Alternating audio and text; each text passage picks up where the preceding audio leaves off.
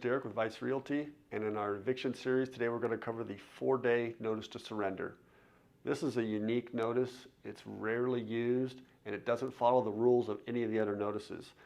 The other notices have to be followed up with other actions. This one is very clear and to the point. What it says is if you are in a unit and you didn't have a lease there, you broke in some way, you're a squatter there, not you moved in and you've just stayed there and now your buddy hates you and wants you to leave. It's not that. This is if someone has illegally entered the unit to reside there, like let's say a squatter would. You use this notice. It's a 4-day notice and it's 4 judicial days, Monday, Tuesday, Wednesday, Thursday, barring holidays, not Friday, Saturday, Sunday.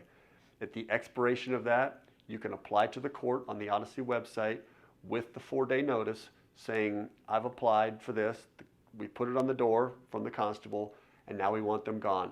You'll usually be granted that immediately. Within a day, the court will grant that and say, yes, kick them out. You'll take that notice, go to the constable's office and ask the constable to remove these people. They'll give them a 24-hour notice on the door.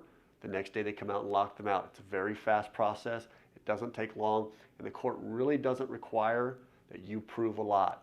You just say this, you put it on the door. The person residing there can, if they choose, go to the court and say, no, no, no, I'm actually a tenant here and here's why, and then you would have a court hearing. I've never seen that happen unless you're placing these notices in the wrong way.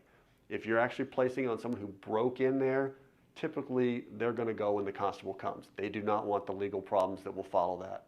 If you're placing it on, I don't know, a tenant that didn't pay their rent and trying to move the process forward, you'll probably not get away with that because when they do go to court for it, they're going to find that out.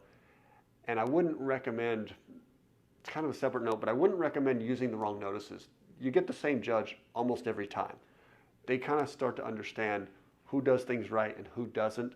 And if you're using the notices incorrectly, it's going to not bode well for you in the future. So make sure you know what notice is applied at what time.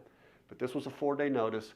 It's being used for people who have illegally entered the unit and tried to stay there as a tenant.